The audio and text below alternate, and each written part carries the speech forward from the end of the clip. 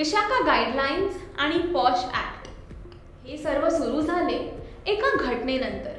वर्ष होते 1992. भवरी देवी एक ग्रामीण परिवर्तनकर्ती ज्यांना राजस्थान राज्य सरकारने महिला विकास कार्यक्रमासाठी साथीण किंवा मैत्रीण म्हणून नियुक्त केलं होतं. तिने एका उच्च जातीच्या 9 महिन्याच्या मुलीचं लग्न थांबवण्याचा प्रयत्न केला होता. तिने ती घटना स्थानिक अधिकाऱ्यांना कळवली, पण कोणतीही कार्यवाही करण्यात आली नाही.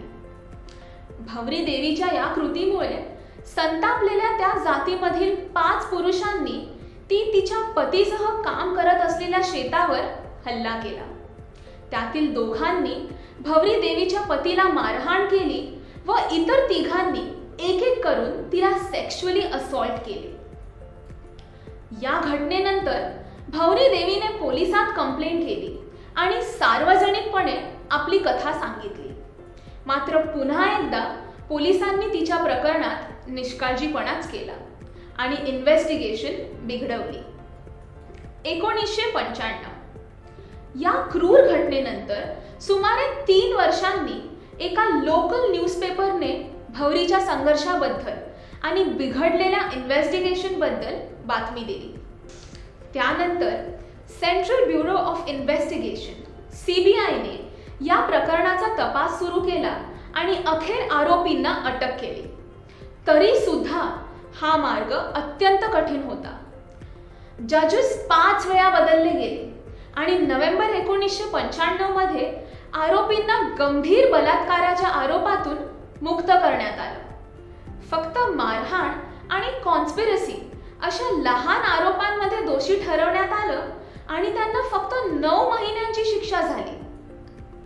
निर्दोष मुक्ततेनंतर मात्र जयपूरमध्ये मोठ्या प्रमाणावर पब्लिक प्रोटेस्टला सुरुवात झाली, ज्यामध्ये भवरी देवीसाठी न्यायाची मागणी केली जात होती.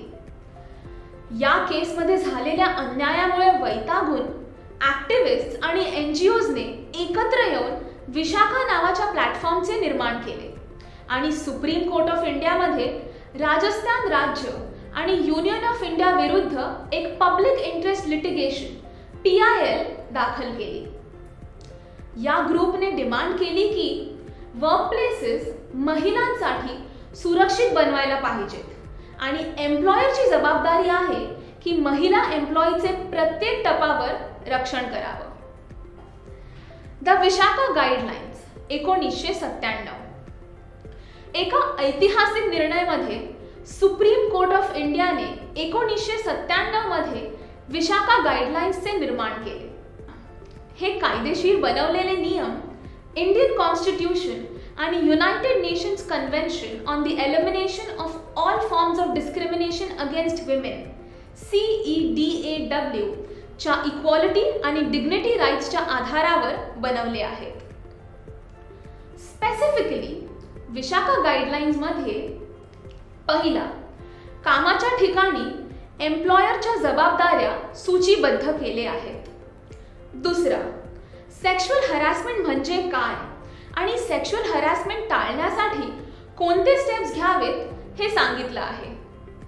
तिसरा, कंप्लेंट किंवा इन्सिडेंट झाल्यास कोणती डिसिप्लिनरी ॲक्शन्स, क्रिमिनल प्रोसिडिंग्स आणि तक्रार प्रणाली फॉलो करायची ह्याबद्दल स्पेसिफाय केलं आहे.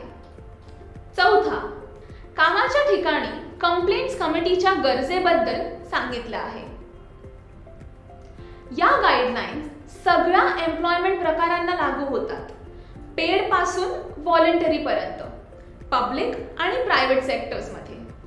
आणि 26 फेब्रुवारी 2013 राज्यसभाने sexual harassment of women at workplace prevention, prohibition and redressal act मंजूर करून एक लेजिस्लेटिव्ह ॲक्टच्या रूपात निर्माण करण्यात आले.